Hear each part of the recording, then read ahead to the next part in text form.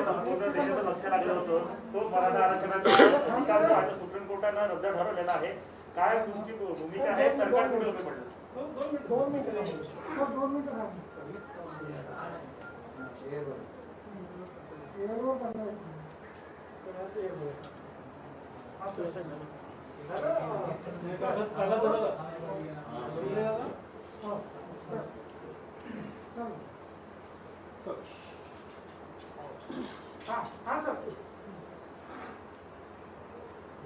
मराठा आरक्षणाच्या संदर्भात आज आलेला निकाल हा दुःखदायी तर आहेच, पण अत्यंत निराशाजनक अशा प्रकारचा सर्वोच्च न्यायालयाचा निकाल आहे.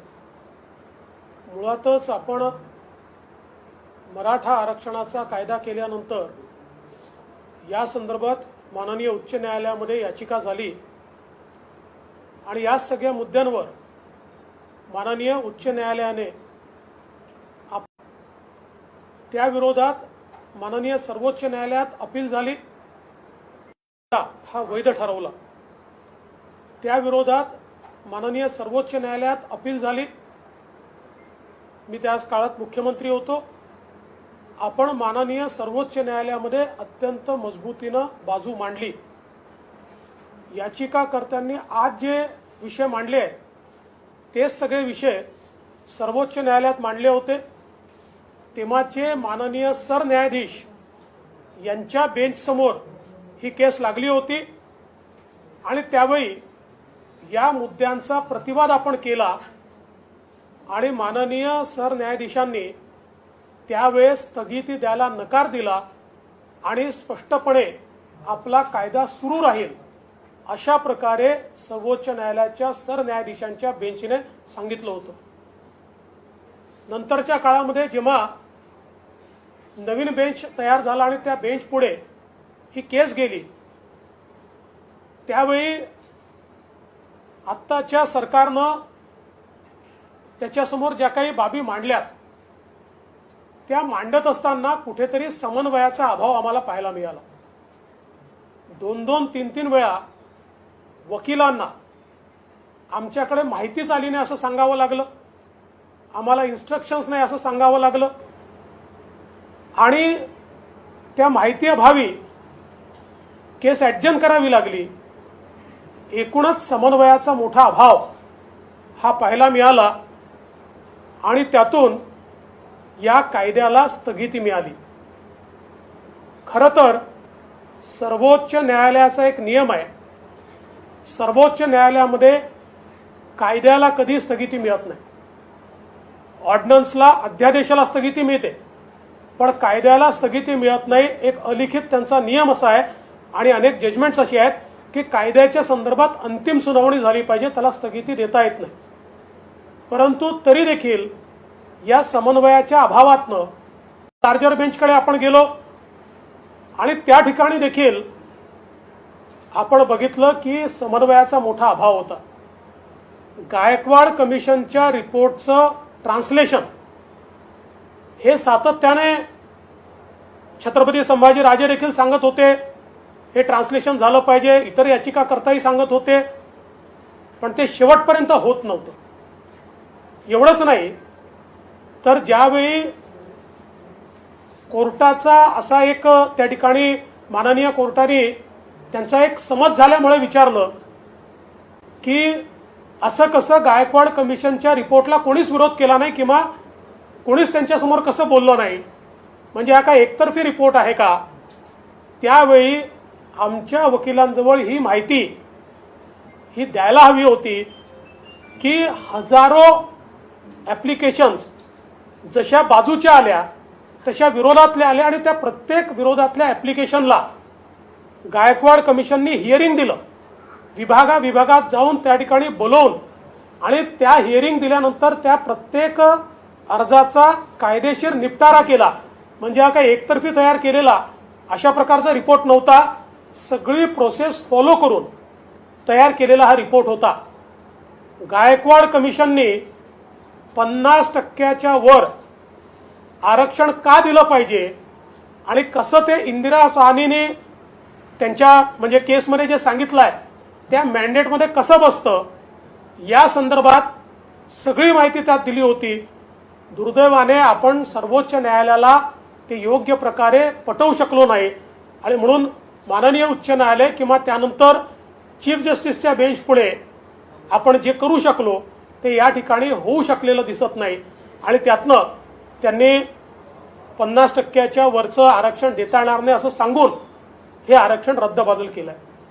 हे करत असताना आश्चर्याची गोष्ट अशी आहे की इतर सगळी जी राज्य आहेत त्या जवळजवळ 9 राज्यांमध्ये आज 50% वरचं आरक्षण आहे ते मात्र रद्दबातल झालेलं नाही. त्याच्या केसेस चाललेल्या आहेत पण ही केस मात्र या ठिकाणी निकाली निघून आणि हे आरक्षण रद्दबातल झालं आहे. त्यामुळे याही संदर्भात मला असं वाटतं की एक अत्यंत वेगळी अशी परिस्थिती आपल्याला पाहायला मिळते. अनेक बाबी याच्यामध्ये आहेत की ज्या आपण योग्य प्रकारे कोर्टाला पटवून देऊ शकलो नाही.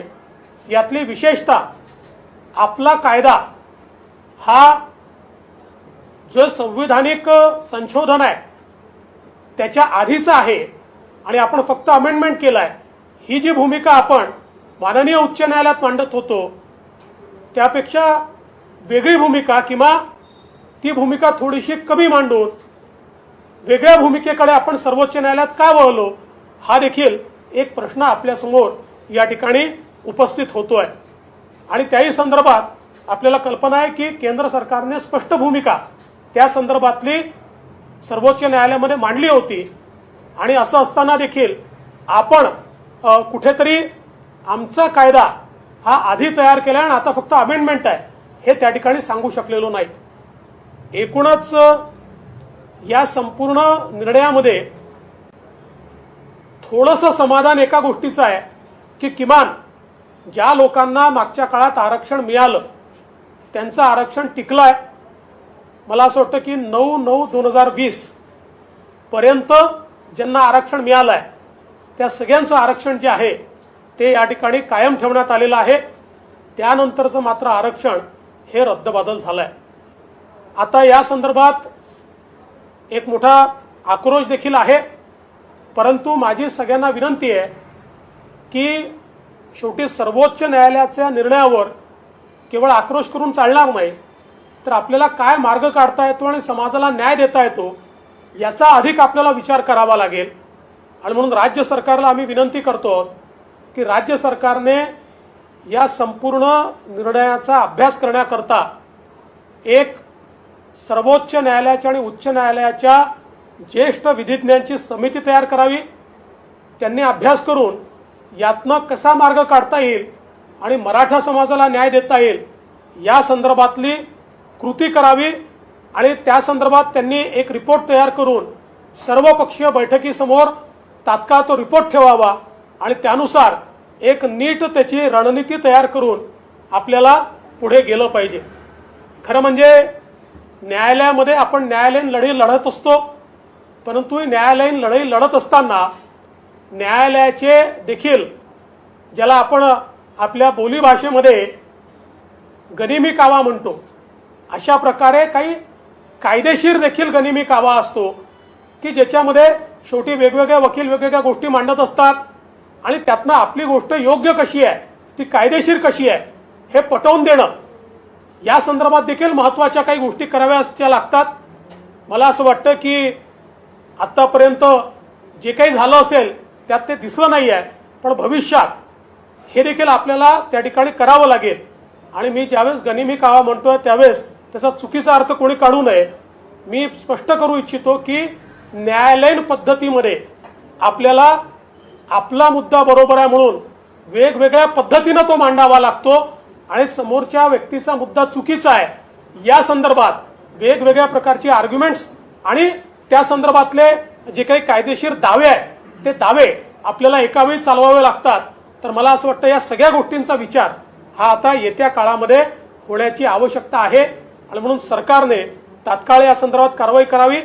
आणि त्याचसोबत आता हा जो काही मधला काळ आहे या काळामध्ये किमान आपण मागच्या काळामध्ये मराठा समाजाच्या हिताच्या शिक्षणाच्या, स्कॉलरशिपच्या, रोजगाराच्या अशा वेगवेगळ्या योजना सुरू केल्या होत्या, ज्या योजनांना या सरकारने आता पहिले तर निधीच दिला नाही आणि त्यानंतर दाखवण्यासारखा निधी दिला, पण प्रत्यक्षात तो मिळत नाही. आता किमान जोपर्यंत यातनं मार्ग निघत नाही त्या योजना अत्यंत वेगाने सुरू केल्या पाहिजे. मग राजश्री शाहू महाराज शिष्यवृत्तीची योजना असेल किंवा मेरिट शिष्यवृत्तीची योजना असेल, परदेशात शिक्षणाची योजना असेल किंवा अण्णासाहेब पाटील आर्थिक विकास महामंडळाच्या माध्यमातून जे काही आपण काम सुरू केलं होतं आणि विशेषतः श्री नरेंद्र पाटील यांनी तळागाळात जाऊन अनेक उद्योजक त्याच्या माध्यमातून तयार केले. मला असं वाटतं या सगळ्या योजना आता वेगानं आपण या ठिकाणी केल्या पाहिजेत.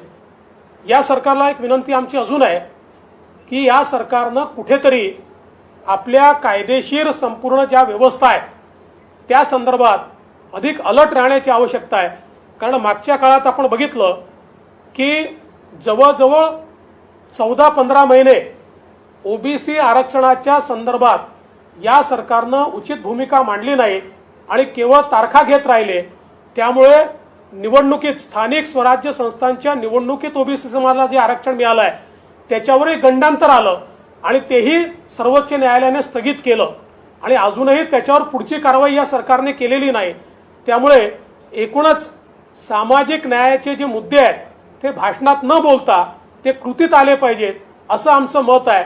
आणि अशा प्रकारची कृती करण्याकरता सरकार जे निर्णय घेईल त्या निर्णयाला विरोधी पक्ष म्हणून आम्ही पूर्णपणे त्या ठिकाणी समर्थन देऊ. पण सरकारने कुठेतरी सिरियसली आणि सिन्सिअरली पुढे होण्याची आवश्यकता आहे असं आमचं मत आहे.